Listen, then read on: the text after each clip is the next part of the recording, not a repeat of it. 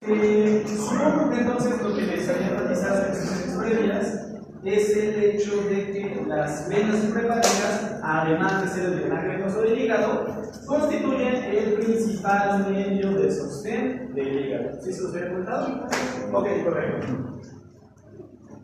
Entonces, bueno, aquí no tiene grandes complicaciones como lo tiene el sistema porta dentro del hígado. Sencillamente es mencionar que el drenaje venoso del hígado se realiza casi de forma directa hacia la vena cava inferior y que es realizado por tres venas, que son la vena hepática, o también llamada suprahepática, derecha, izquierda, ahí le digo, y media. ¿Vamos a ir hasta acá? ¿Sí? Ok. Vamos a hablar un poquito de la configuración interna del hígado. En la configuración interna del hígado,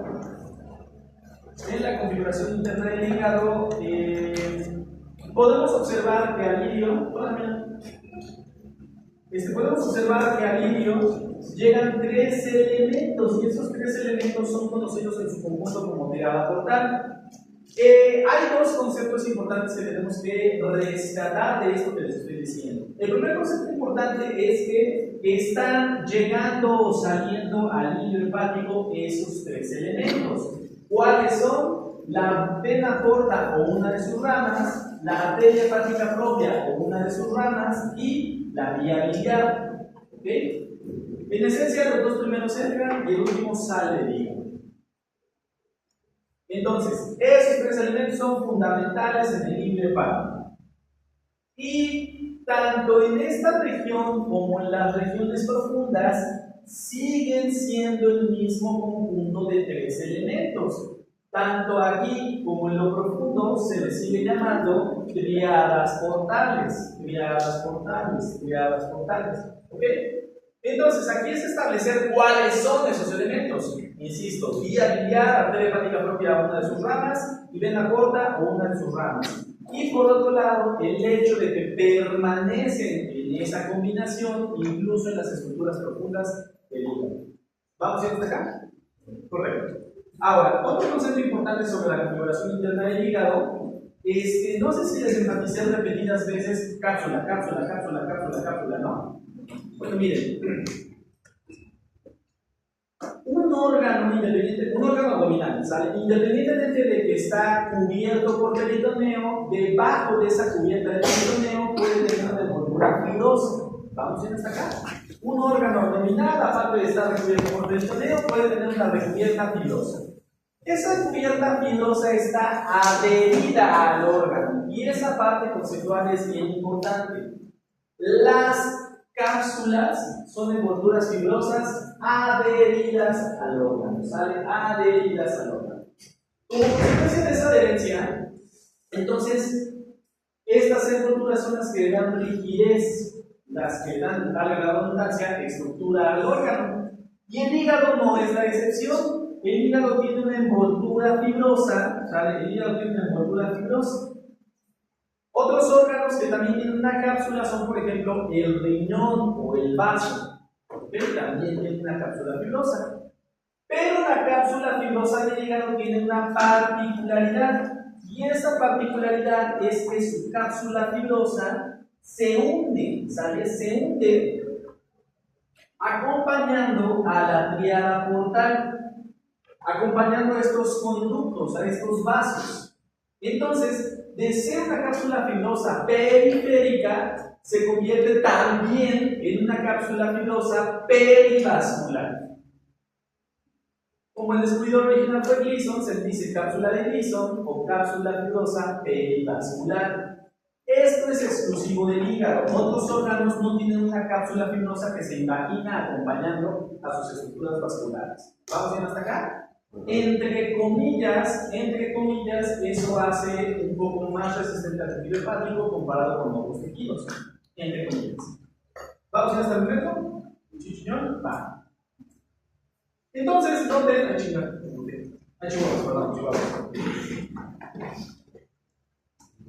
Entonces, esta cápsula de Gleason se imagina acompañando a los elementos de la triada portal.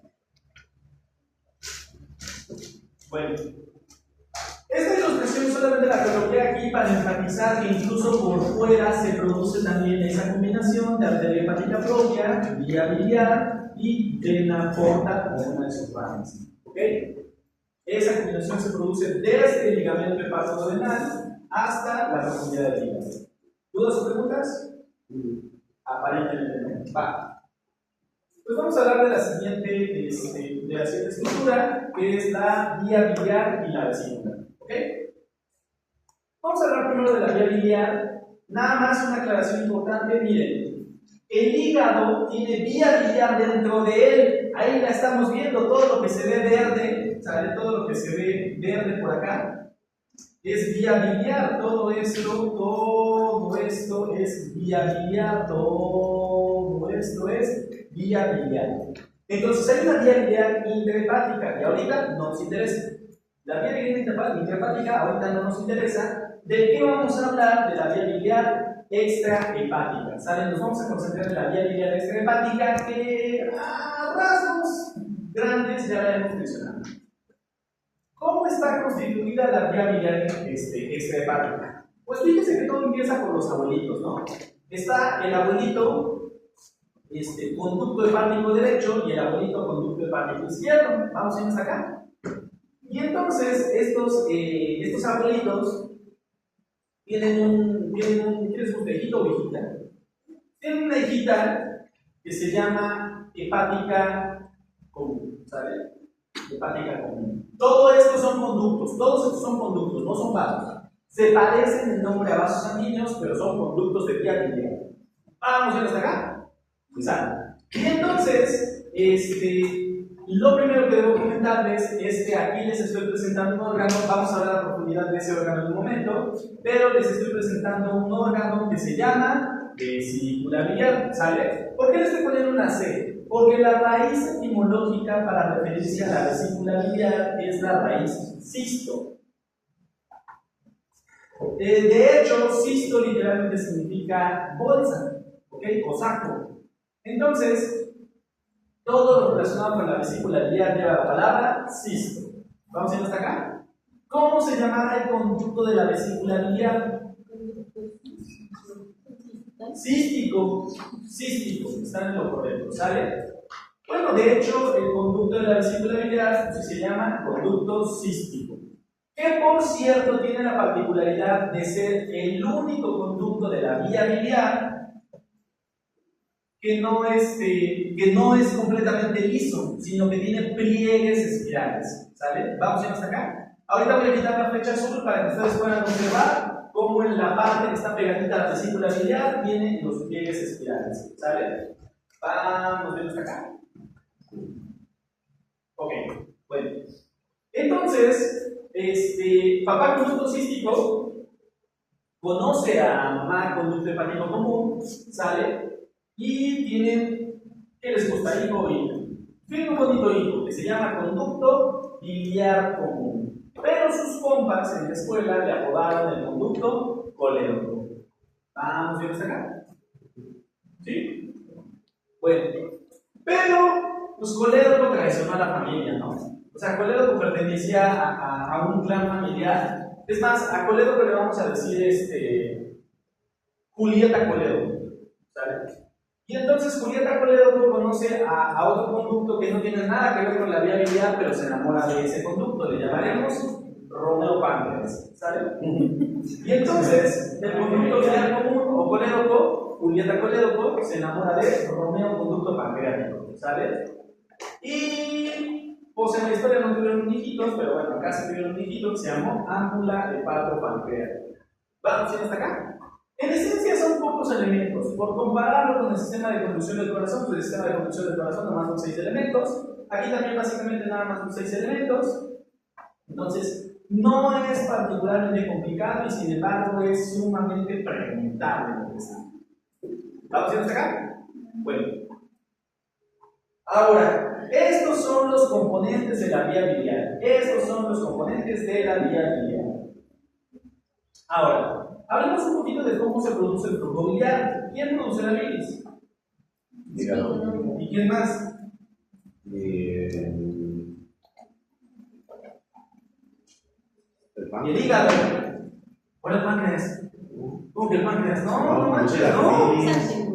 ¿Y quién más produce el hígado? Pues el hígado. Y aparte, el hígado. Y también el hígado, ¿sale? La bilis solo es producida por el hígado. Entonces, la bilis producida por el hígado primero pasa a los conductos hepáticos, derecho e izquierdo. Y después pasa al conducto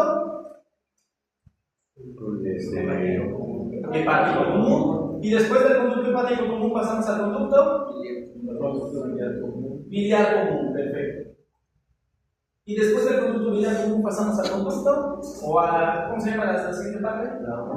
El ámbula hepatopancreática. ¿Vamos hasta acá? Bueno. Pero, ¿qué creen?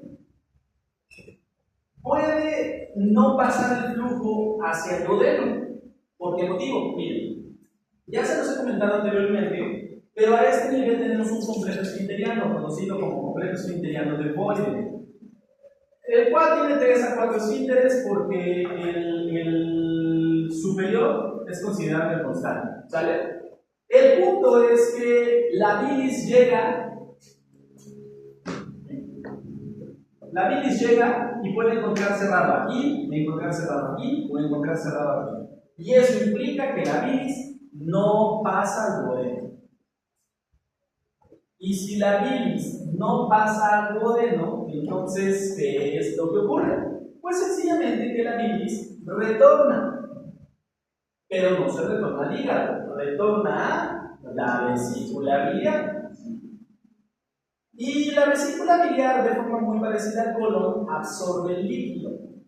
Al absorber el líquido permite que la bilis se concentre, de tal manera que la vesícula biliar funciona como un almacén de bilis y además como un concentrador de bilis. ¿Vamos bien hasta acá? Bueno. Ahora, vamos a suponer que ustedes, pero empezamos el ubico para allá es la entrada, ok, para allá, ustedes, así justo antes de la clase dicen, oh, no me voy a parar a esperar al doctor Alfonso justo aquí enfrente del salón porque el doctor ya nos lo dijo repetidamente y yo sí le voy a hacer caso. Sí. Y voy a ir rápido, así, rapidísimo, a comprar un bocadillo, porque tengo un poco de hambre, hacia allá. Y entonces ya a las semitas se le dicen, deme una con doble milanesa, ¿no? O por ejemplo le dicen, algo ligero, echa un pozolito para allá, con maruchan, para o por ejemplo van con el de las guajolotas, ¿no? Y le dicen, ¿sabes qué? Quiero una doble jarocho, pues, nomás así para empezar el día, ¿no? Etcétera, ¿no? Con Doña Pelos allá las vermelas y le dicen, ponle doble aceite de motor para que tenga sabor, ¿no? Y entonces, en el momento en el que usted ya empiezan a llevar algunos, ya me están viendo con cara de todo.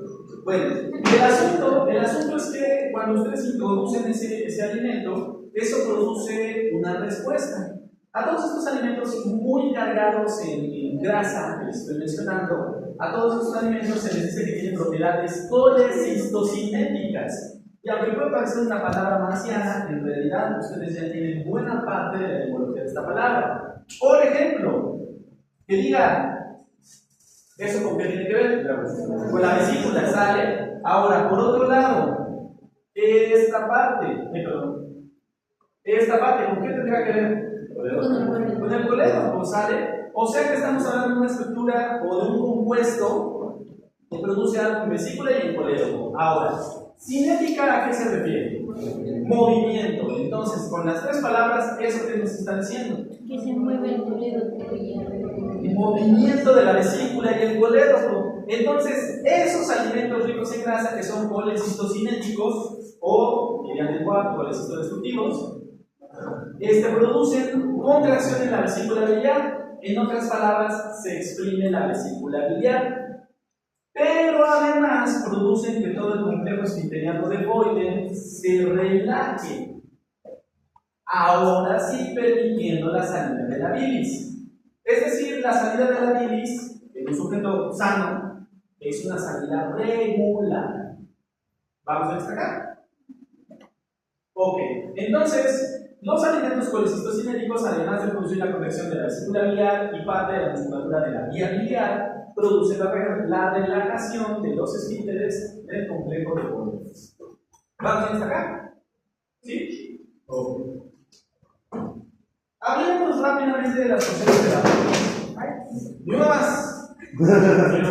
Sale. Hablemos rápidamente de las funciones de la vesícula biliar. Miren, les decía que la palabra cisto significa literalmente saco o bolsa. Entonces, todo saco o bolsa tiene un fondo. Todos. Sacos tienen un fondo. Después del fondo, generalmente la parte principal de ese saco se conoce como cuerpo. ¿Vamos bien hasta acá? En particular en la vesícula, si ustedes se dan cuenta, aquí hay una prolongación, no hagan caso de la línea de abajo, ahí hay una prolongación con forma de tallo de flor. Recuerden, imaginación.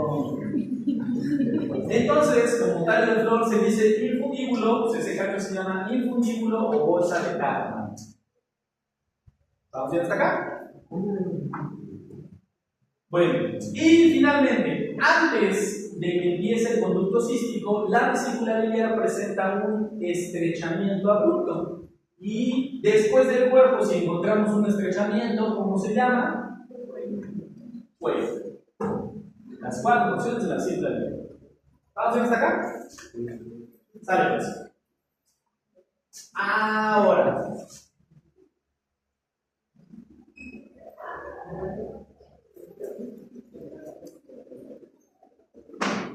Vamos a suponer que tuviéramos en la vesícula biliar una piedra.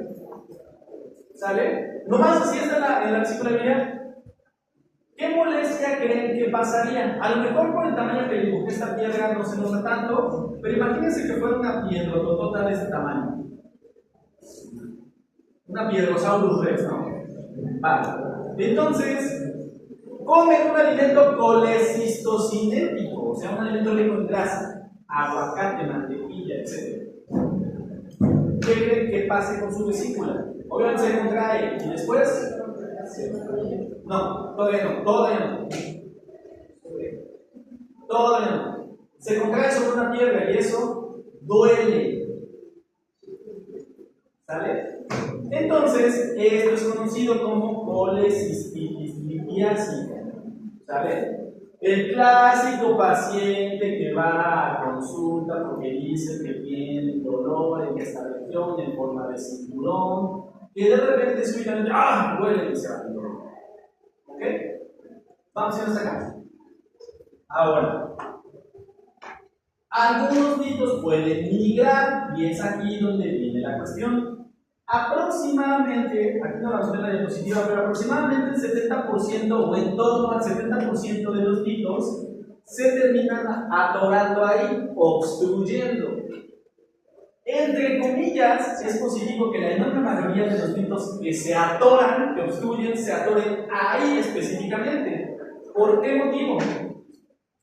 Bueno, ahí producen un padecimiento que se llama colelitiasis, que además puede complicarse con colecistitis litiásica. Pero el asunto es que si hay una obstrucción, ¿qué es lo que va a hacer el cirujano? Entrar, quitar la vesícula y, como dice el dicho, muerto el perro, se acabó la rabia. ¿Por qué motivo? Porque sin vesícula no puedes tener colecistitis litiásica. ¿Vamos a ir hasta acá? La bronca real es que esa piedra migre más todavía y obstruya más adelante. Por ejemplo, ahí, ¿qué creen que pase si hay una obstrucción? ¿La bilis no qué?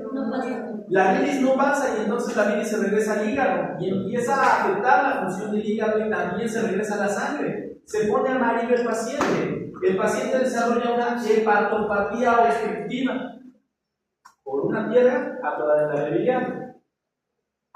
Entonces va a tener que entrar el cirujano, desalojar la piedra, reparar la vía biliar, lo cual es un pedo totote, y ya, finalmente el paciente será curado. ¿Vamos bien hasta acá?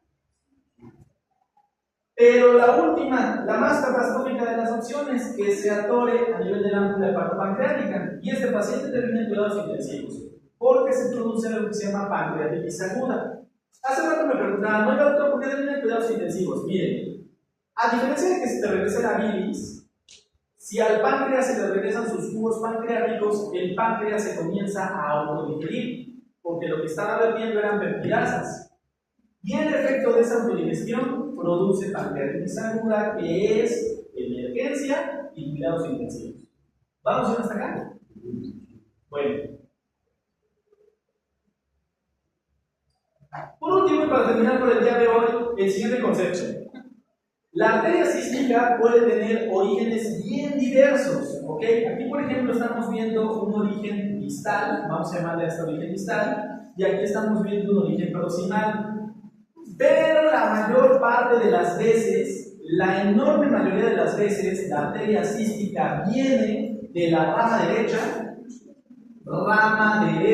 de la arteria hepática propia, ¿sale?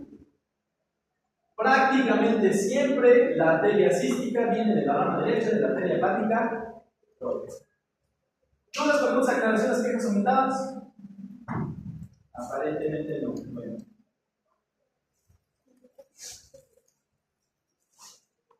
Suscríbanse, denle like, denle la campanita. Hepática propia es